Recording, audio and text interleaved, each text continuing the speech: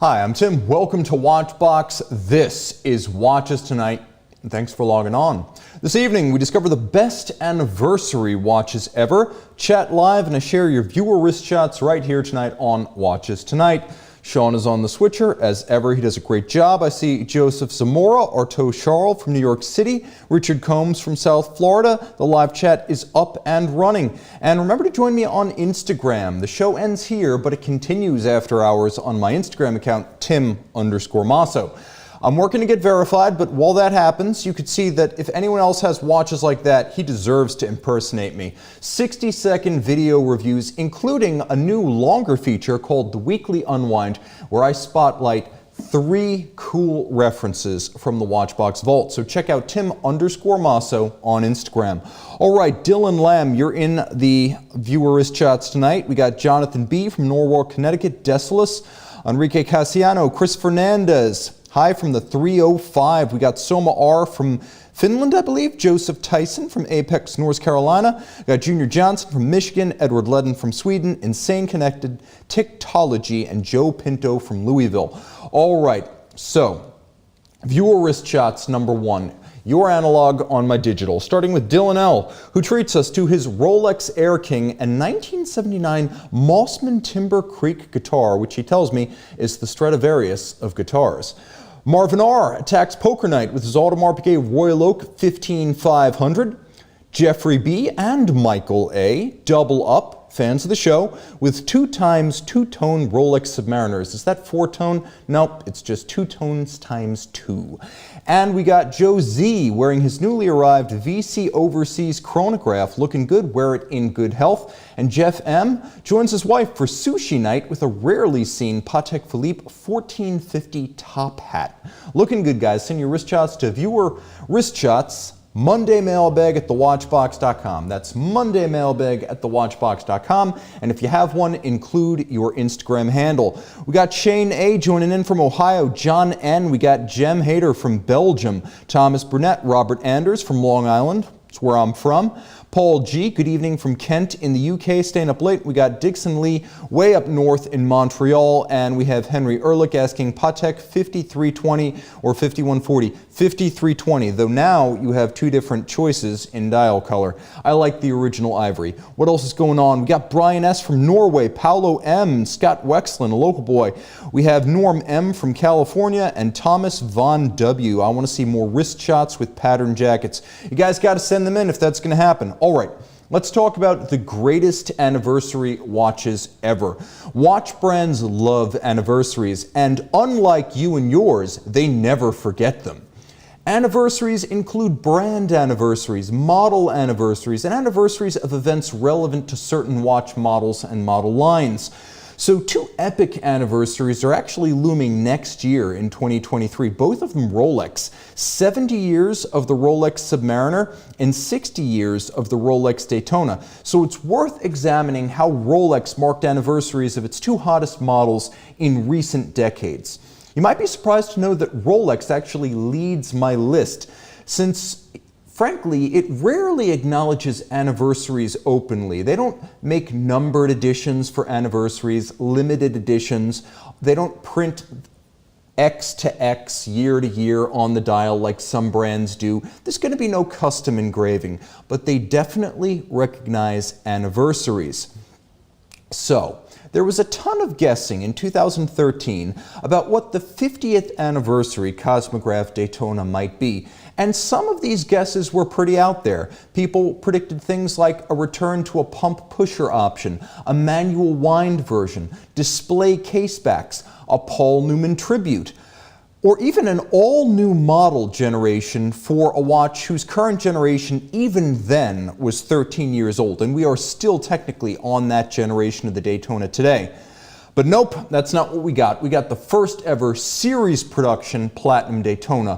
While maybe half a dozen platinum strap-clad Zenith Daytonas were made in the 90s as a special gift by the CEO of Rolex to his friends in the industry, this was the first you can buy it as a member of the public platinum Rolex Daytona, and I still love it. Aside from famous firsts, again, first platinum, the 116506 was just dazzling. You get that Rolex ice blue dial that is exclusive to their platinum references. And if you've been following platinum Rolex through the decades, and I see everything so I get to chart these changes, but the ice blue dial has grown a lot more intense. It used to be almost indistinguishable from silver. Now it has quite a pronounced blue hue. But we also got a chocolate Cerachrom ceramic bezel and sub-registers to match. So this watch was an array of colors, and that's before we get to the fact that platinum is white. White gold is dark. White gold is warm. When you look at real white gold, and we've had white gold Daytonas forever, or at least since 1997, but white gold is a very different color. This watch was white, blue and chocolate, and absolutely stunning then and now. It's important to remember that in the hand, the monstrous weight of this thing was a revelation. This is a 40mm watch that with its bracelet and clasp, and don't forget Rolex, so solid platinum case back, but it had a mass of almost 300 grams. And I can hear my old high school AP physics teacher saying, "Good job, that's mass, not weight. Weight and mass are not the same thing, Tim." I know, thank you, Mr. Hardy. Thanks for reminding me. This watch was a $75,800 US monster. 7 times the cost of a steel Daytona at the time.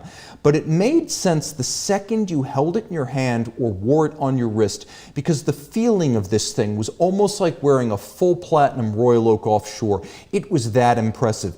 The look, the feel, the ambiance, the fact that it was super rare then and remains so now, it gives this watch an aura that no mass-produced Cosmograph has. Let's say Rolex makes 20,000 to 40,000 Daytonas a year. Not an unrealistic estimate, probably closer to the upper end of that range. We're probably looking at a few hundred of these on an annual basis.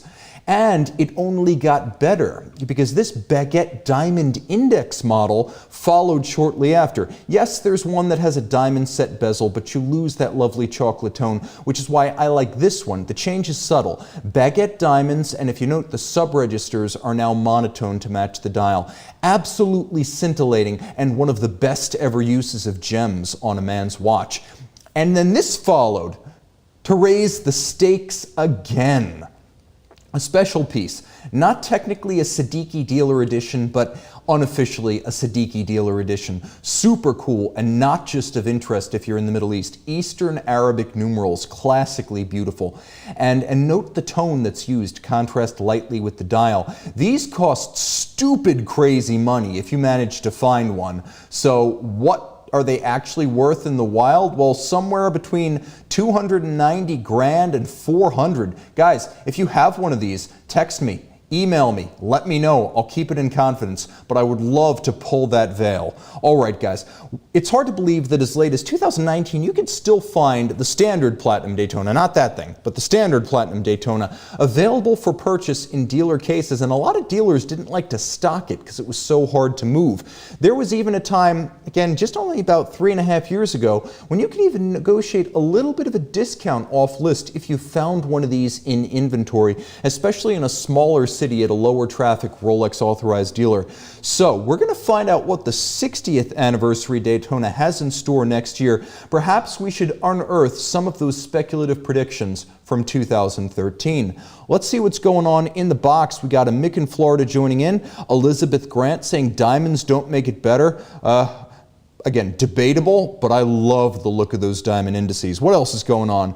Jeff is saying, there's not a bad-looking Daytona in my opinion. Have you seen the Leopard? I'm just saying, it can be a polarizing watch. What else is going on in the box? Phil Dupuis is saying you need to buy 2 of those Platinum Daytonas to keep your arms the same length. You're not wrong. Mark S. saying no Halloween show, and the title of this episode, Omega versus Rolex. Don't worry, Mark, this stuff for you towards the end. We've got some Halloween wrist shots and some offbeat models that I think you'll enjoy. After all, algorithms. What else is going on? If you guys watched the heavy metal show and I didn't get like 15,000 views, we would be talking about horror movies and watches right now. I'm just saying, I have to live in the real world. Okay, AJR, need a show on Breguet. I've actually got a Breguet show coming up, and Believe it or not, I think a Breguet title might actually work. Weird, but I think it might work. We're going to talk about why Breguet is underestimated and what needs to change to reform the brand and rebuild it. What else is going on? Amit K. Tim, did the Taco Bell meetup ever happen? No, I've gotten a little bit of pushback from people upstairs over the idea of a Watchbox branded Taco Bell meetup, but a Tim Mosso meetup, I'm going to make sure that happens. What else is going on? Vel Blitz saying, evening guys, 10 minutes late, and we've got Morton T. Hi from Norway. Thank you for staying up late with me in Europe, Morton. All right, jumping back in. The 2013 Rolex Daytona was Rolex's third major anniversary model in a short period of time after the GMT in 2005. That's the much-loved anniversary dial, even though technically the GMT came out in 1954. We're not going to argue with Rolex's terminology. 2005 was treated as the anniversary. And then we had the Submariner in 2003, and this was a bit of a seminal watch, not only for Rolex, as there were several green subs after, but for the industry as a whole. So green is an historic Rolex corporate color. You can see it right there. It's on their logo. It's on their boxes, their paperwork. And if you ever look at the decor of a Rolex authorized dealer, all of that is dictated from the top by a company called Roladeco that does nothing but basically design the decor for Rolex authorized dealers. And there is a lot of green. So it finds its way into many watches that carry special significance for the brand as a whole. The 2003 Submariner was an important piece because it was the first steel sub with a green bezel, and it inherited the Yachtmaster's oversized indices that debuted in the early 90s. Many attempts to counterfeit the green Submariner simply by fitting a green bezel overlooked the larger indices on the dial. It's not just a bezel job. There is a different dial that distinguishes this from a standard 16610. The legacy of the 2003 Submariner LV for Lunette Vert, green bezel, it's huge. It's absolutely gigantic. First, the green sub variant became a permanent part of the collection that spawned the 2010 Submariner Hulk, which is probably my favorite green Submariner, and then the 2020 Cermet, which is a combination of ceramic and the original green and black Kermit. I guessed close to this. I predicted we'd have a fusion of the Hulk and the Kermit, but I also predicted that this watch was going to be the first green sub that was a no-date model, and I was wrong on that count. But hey, I came pretty close. Second, the look of the green sub has spawned imitators as disparate as Jaril, Oris, and Omega. And so there are quite a lot of green sub wannabes kicking around, and all of those watches on their own terms at the appropriate price are actually good pieces to own. I don't know how I feel about a Jubilee on a green sub knockoff, but the Omega is quite fetching, and if we go by the design rather than the color, it's not a Rolex knockoff.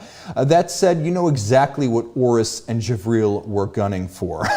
And they're great watches on their own terms. So 2023 marks the 70th anniversary of the Submariner, and if we're honest, while the GMT and the Daytona have been very hot in recent years, historically, Rolex is the Submariner, and the Submariner is the face of Rolex. If Rolex is the world's most recognized watch, then the Submariner is the world's most recognized watch model.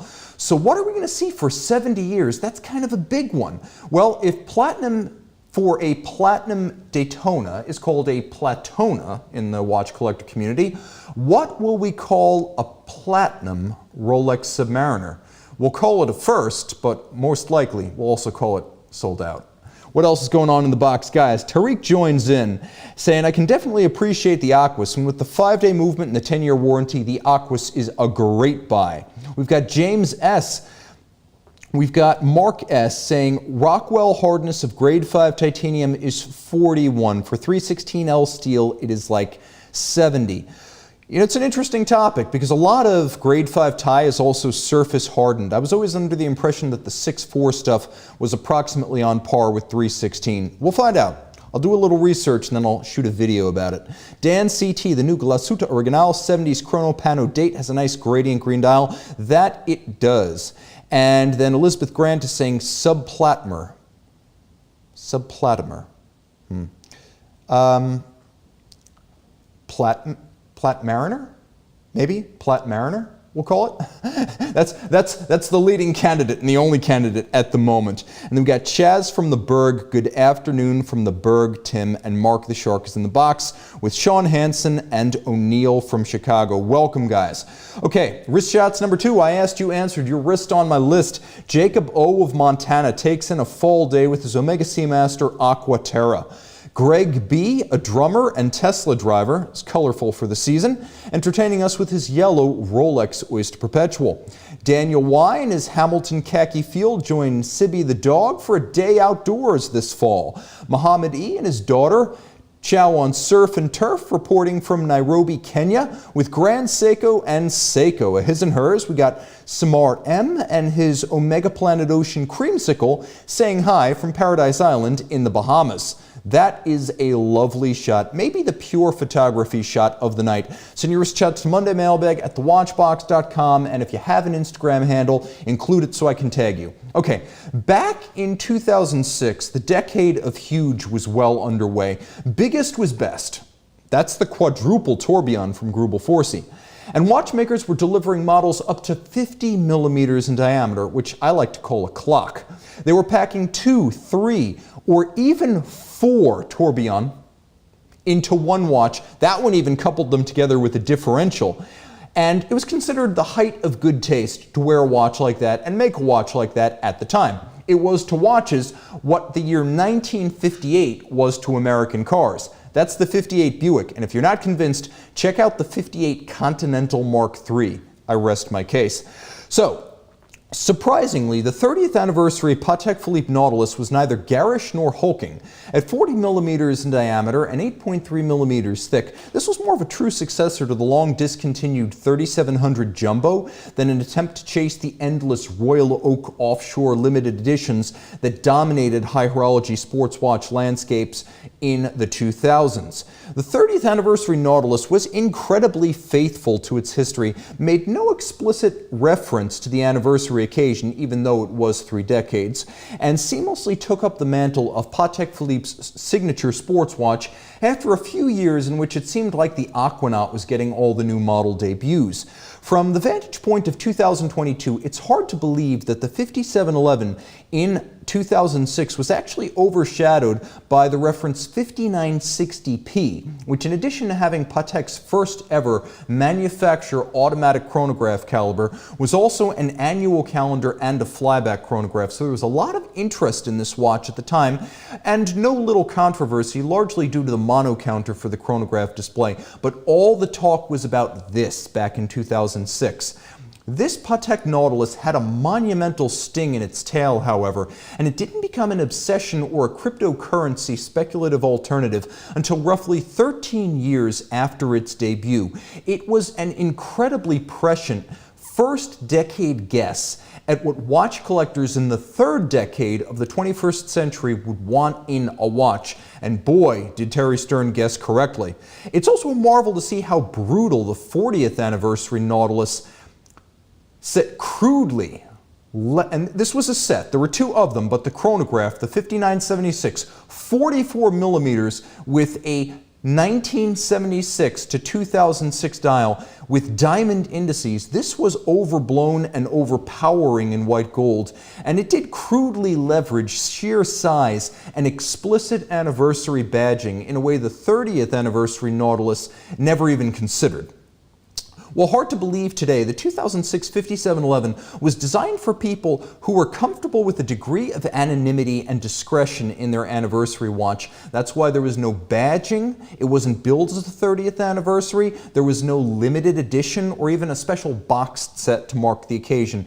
It was for people who knew. And back in 2006, when you looked at the low end of auction results for Patek Philippe vintage watches, it was generally some sort of Nautilus down there on the low end. The 5711 was way ahead of its time and very discreet about its anniversary status. Now, 2014, this is Patek following up the 1989 anniversary year, which was a huge one coming out of the 1980s. That year, everything was limited edition, complicated, enormously expensive, and very, very special. So the follow-up For 175 years of Patek Philippe, after 150, well, there were simply too many great references to catalog here, so I'm going to pick the two that were the best. The World Time Moonphase, reference 5575G, was the one that caught my eye initially. It was the sexiest watch of the 175th anniversary set. Now, 1,300 were made, but they hardly ever come up for sale. I've seen maybe 3 in the 8 years I've been doing this. So while 1,300 might seem like a lot, people just don't sell them. Or if they do, they sell amongst each others. You already know a collector who wants to buy this off of you if you own the 5575G. So compared to the World Time 5130, which was the Patek World Time watch at the time, everything was different, from the fluid design of the case flanks, which frankly this photo doesn't do justice, to the lack of a crown guard and the thinner, more shapely lugs. Everything about this watch was more graceful than the 5130. And even though this watch was even a little bit bigger in diameter, it read as a much smaller watch. You can also see the dial incorporated a photorealistic moon phase, a number of constellations, and it replaced the guilloche center of the 5130 or the enamel center of the 5131. So this was not just a different case, it was an entirely unique reference. You can see the hour hand right there, inspired by Crooks, the Southern Cross constellation, a very special watch that replaced Paris with Geneva, the home city of Patek Philippe for European Central Time, and all blacked out with a wonderful monochromatic look, broken up only by the hands, the stars, the sun, the moon, and the semicircle representing the hours of the day. A truly special watch using Louis Coutier's historic world time system that Patek Philippe has incorporated since the 1930s. The 5575 had unique tooling that never resurfaced on any other Patek model. So unlike so many limited editions and special editions, they basically broke the mold when they made this watch. That was the end of it. And 8 years later, we can say they made good on their promise. It's the rarest of rarities in the industry, a limited edition never repeated, iterated, or incorporated into the regular collection. Let's see what's going on in the box. Miroslav R saying that is why Patek is king, and I sort of agree with you there. Like, if I could put together a catalog of Patek watches, past and present, that I want to own, and that could be the rest of my collection for the rest of my days.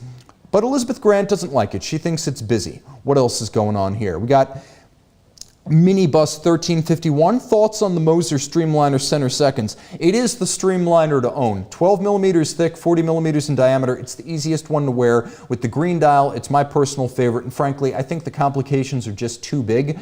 They feel like offshores, whereas the Streamliner center second feels like a Royal Oak. What else is going on here?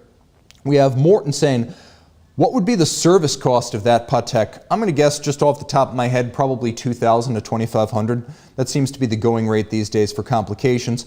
And we've got Karsten M joining in from Montreal. All right, Horatio and Abdul are in the box. Derek D, take on Laurent Ferrier. I love the double hairspring tourbillon. I love the Gallet micro rotor in all of its forms. I love the Boreal, which is the loomed version of the, it's a Gallet square with a fully loomed dial and the micro rotor movement. That would probably be the Laurent Ferrier that I would want, or maybe the Gallet British Racing Green, which was platinum with a green dial. That was a very, very special piece. It might have been steel. I know a guy with a platinum green dial that might have been a custom piece. I think the British Racing Green was in steel. What else is going on? Brian E. Hi, Tim, joining now and going back momentarily to start the show over. Greetings from the ungovernable UK. Do you guys have a prime minister yet? And I ask that in earnest, not in mocking. Like, I really don't know at this point. Look, the UK has many virtues. I love England. I love the United Kingdom. I think you guys are great. You're going through tough times. We've had those in the United States. Grin, bear it, better times will come. I promise you. All right, what's going on here? Aaron S. finally catching me live. All right. So, then there is the hypercar of the Patek 175th anniversary collection. No, not the Koenigsegg CC850, although that is very, very cool. But I'm talking about the ultimate grail watch, the 5275P. This watch has it all. The only watch I've ever seen that jumps hours, minutes, and seconds every single second. All of them are jumpers. 4 patents went into the creation of this watch. It's engraved dial, and it is entirely hand engraved. Hand engraved sports a digital jumping hour and then jumping minutes and jumping seconds. It has an hourly chiming function that can be activated or deactivated. And take note, the entire case is also engraved, and not just with the usual floral motifs, they also chiseled the interiors of the case hollows. Super cool and surprisingly wearable. At 39.8 millimeters wide by 47.4 millimeters lug to lug and only 11.3 millimeters thick. Now it's weighty in platinum with a solid case back, but it is a surprisingly compact machine that a man or a woman can wear. I would also say this: 4 patents were obtained for that insane movement, which you can see from both sides here. Now, I'm not going to lie, there are a couple of different levels of finish on Patek movements. All of them have a lot of hand finishing, but on something like this, it's going to be all hand finishing, with the exception of its exotic silicon escapement, pushing the unique advanced research series to the absolute limit. Now, they did a lot of silicon components in the 2000s with the Advanced Research Series.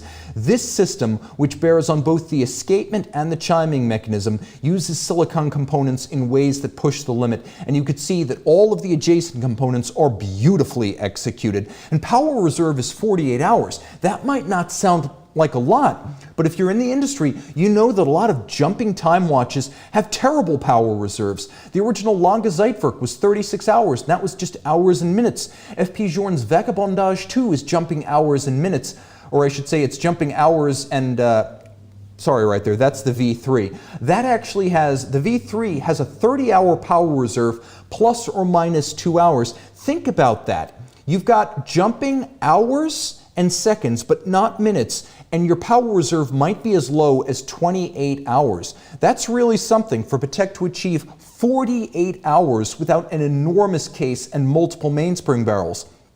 So, 175 were made, which seems like kind of a lot given that it's a special piece that costs 310,000 Swiss franc, but these things just don't pop up. I've never seen one. I've never held one. I've never reviewed one. There's no Tim Mosso review, 60 seconds, 6 minutes or otherwise, of this watch, and I'm dying to see and experience it. It is the coolest watch ever made. There are some grail watches that I call grail watches that I think someday I might be able to own. I will never be able to own this thing, but I would love to experience it. All right, what's going on? Mark S. Tim, what's the difference in dollars in a 15,000 versus 30,000 view episode? None, because I don't monetize them. These aren't monetized. I don't make any money. Watchbox doesn't make any money. I've never monetized Watchbox reviews, and months ago I turned off monetized videos on this channel because I just don't want, you know, Watchfinder or Crown and Caliber to piggyback on my work. What else is going on? A Monk 93, love for the show. Thank you so much. I appreciate that. And then M Squared says it looks like a Franck Muller. Trust me, the people who are writing the checks for those know the difference. What else is going on? Well, let's take a look at viewer wrist shots number 3. I asked, you answered. Paul S. of New Jersey rolls in his Range Rover with the IWC Pilot's Watch chronograph green dial. Otasama, that's his Instagram handle. He wants you to check him out on Instagram. Rocks a rare Angelus U41 Sports Tourbillon limited edition. They only make about 70 Angelus watches a year. Jens F. from Germany secured the highly sought Zinn EZM 1.1 Schwarz. The Schwarz is the black version of the 1.1 that I once owned. James F. captures the moment with his Omega Railmaster and Ducati XDFL in Arizona. And Rai shares his unusual modded white gold Rolex Daytona custom strap steel end links and white gold Cosmograph. Send your wrist shots to mondaymailbag@thewatchbox.com, and you too can see your watch in this box. All right, how about brands not called Patek and Rolex? I'm glad you asked, Mark S. Well, some highlights that I didn't manage to incorporate into the show because I just basically ran out of time include the 1955 Vacheron Constantin 6099.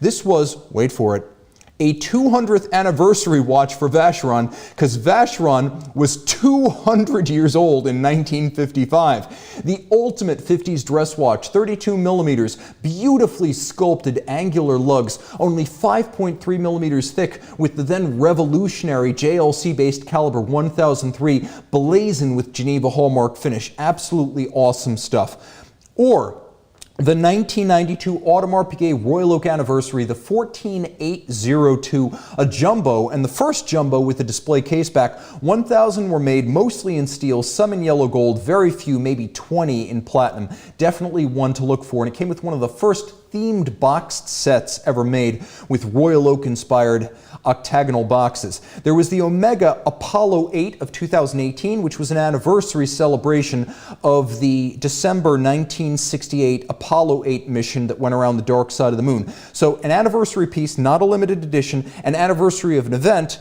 not a watch debut. We also had the Debetune DB28 XP in 2020, celebrating the 10th anniversary of the watch that won the GPHG Aiguille d'Or and became the icon of Debetune to the extent that a brand that young can have an icon. The watch was 43 millimeters by 8.6 millimeters thick. They claimed 7.2. I measured 8.6. Still very impressive for a 6-day power reserve. Refined, rare, and beautiful. And of course, there was the Lange und Söhne Datograph Lumen in 2020, a 200-piece platinum sapphire dial, fully loomed, limited edition, celebrating 20 years of the Datograph. It was announced for 2019, so it could be that 20th anniversary piece, and then they trickled out to customers in 2020. A very, very cool, and the 4th in the Lumen series. Okay, back to our regularly scheduled, fully illustrated program.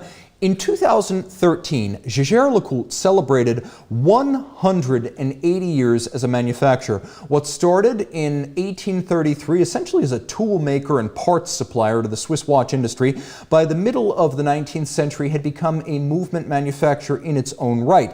And this company celebrated in 2013 with the most sublimely awesome two-hand watch ever, the Master Ultra Thin Jubilee. That's it, and don't underestimate it. It seems plain at first glance, but its subtleties need to be teased out, starting with platinum. 39 millimeters in diameter, so it's got a good wrist presence, but only 4.05 millimeters thick. It was so thin that it needed a solid platinum case back to avoid bending when strapped onto the wrist. You could see the case has knife edges, which means it wears even thinner than its 4 millimeter thickness. The watch had an ultra slim case, which used screws that actually wound in through the lugs on the reverse side, through the case, and through the bezel to hold the whole thing together, so it still could retain a respectable water resistance rating. And it had a caliber 849 that was only 1.85 millimeters thick, actually related to the movement in that Vacheron 6099 from 1955. The Vacheron used the JLC 802, highly upgraded and finished. This 849 was a direct descendant of the 802 Abauche created for Vacheron and AP. Only 1.85 millimeters thick, still beautifully hand finished, and very special in that this watch and the movement inside it are built, and when the time comes, serviced by people in the Specialties Horlogères department of JLC, basically master watchmakers who usually work on things like minute repeaters and compound complications. That's how special this little watch was. Now, platinum, so very weighty for its size and fairly rare. They made 880 of them, but again, like the Patek Philippe 5575G Moonphase World Time, I just don't see them changing hands on the pre-owned market. When people sell these, they tend to already know a guy who's offered to buy it, so they tend to change hands between collectors, which I consider to be the ultimate feather in the cap for a connoisseur's watch. The market basically has no purchase, there is no hype and pre-owned markup, and these things generally trade hands between people who already know and understand why they're special. So, the Omega Speedmaster Professional Moonwatch could be anything. But when I say Apollo 13 45th anniversary, you know I'm talking about a watch that everyone refers to as the Silver Snoopy 2. And in fact, most people do call this watch the Silver Snoopy 2. This was a watch that celebrated the Silver Snoopy Award, which is an award given by the astronauts themselves to honored suppliers and contractors, as well as valued NASA ground crew and employees. And of course, Apollo 13 was saved, and all 3 astronauts returned to Earth safely in the crippled module, due partly to the involvement of Omega and the availability of its chronographs during the re-entry maneuvers. So, this watch has a case back that includes a sterling silver Snoopy hand engraved by an artisan, and that is the image of Snoopy drawn by Peanuts comic strip creator Charles Schulz for the Silver Snoopy Award. He actually created that for the Silver Snoopy Award. The background on which it's sitting is aventurine glass, a type of vitreous enamel that includes little bits of mineral blended in to look like the cosmos behind Snoopy. It was a limited edition, 1,970 pieces, but I feel like they could have sold 10 times that number. The dial was an homage to newspaper comics. You can see black and white like a newspaper. From approximately 12 o'clock to 14 seconds elapsed, you can see little comic-style cells that say, "What could you do in 14 seconds?" referencing one of the maneuvers undertaken by the astronauts that was timed by their speedmasters. You've got the image of Snoopy sitting down at 9 o'clock, and his thought bubble, if you can't see it, says "Failure is not an option," which I believe is an Ed Harris line from the Apollo 13 movie. And then it is delightfully loomed. Everything is loomed. Solid blocks of luminova for the indices. Snoopy is loomed. It is the works. It's Moonwatch powered, but everything else on this model has a tremendous sense of being bespoke with a sense of occasion. It cost $6,500 when new. And again, I think they could have made 10 times as many even in 2015 before this thing caught fire. And it really didn't catch fire until about 5 years after the edition came out. Look at this Sotheby's auction from 2000, oops, I guess maybe I forgot the Sotheby's auction. But look at the Sotheby's auction from 2019, and you can see the estimate on the watch was 5 to 7 grand, which is right around where it sold new. Hard to believe even then that it would sell for that little money, but that was the estimate. Suffice to say, if you now look at Chrono 24, I think the cat's a little bit out of the bag, but if you look on Chrono 24, these watches sell between $40,000 and $50,000, and I can tell you, we've sold quite a few of these here at Watchbox. They really do transact at that price. That's not just an ask. An absolutely spectacular watch that makes the 2004 Silver Snoopy look just like a generic moonwatch, and frankly, even the Silver Snoopy 3, which is very special, can't hold a candle to this one, which is one of the greatest anniversary watches ever made. But that is my opinion. You might own the 3 and love it. Okay, viewers shots number 4. Sanjay of New York details his Range Rover Velar with the Oris Aquis New York Harbor Edition. James shoots a Rolex clock in Halloween-appropriate Sleepy Hollow, New York. Andre Z of New Jersey shares his Omega Speedmaster Racing with the racing dial. Thomas P. gave his wife a Cartier Tank Americain, and now she captures it behind the wheel. That's a Skoda, by the way. That's a rare Cartier and Skoda watches and wheels shot. And then Sven H. is ready for Halloween with horror movies and his Omega Seamaster triple date. Guys, send your wrist shots to mondaymailbag@thewatchbox.com to see your wrist on my list. Have a very happy Halloween. I'll be away for the next 2 Mondays in Switzerland on assignment with Watchbox. If you can make it to Zurich and meet me at our store there, or you can make it to Geneva for Re-Luxury, I'm going to be on hand flying the flag. I would love to meet you there if possible. My Instagram and my YouTube channel will continue to update. We will just not have watches tonight for the next 2 weeks. Thanks so much to Sean. Thanks to you. Time out, Tim out. Thanks for logging on, and I will return.